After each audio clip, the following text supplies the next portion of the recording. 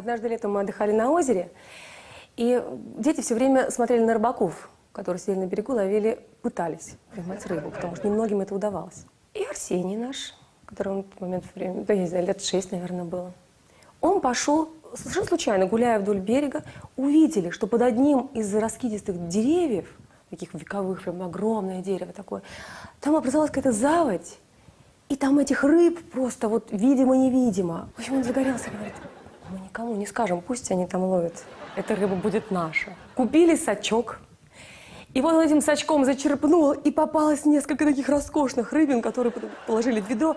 И вот он гордый идет мимо всех этих сидящих вдоль берега, у которых пустые ведра, все они смотрят, говорят, мальчик, ты где рыбу поймал? Говорит, не знаю.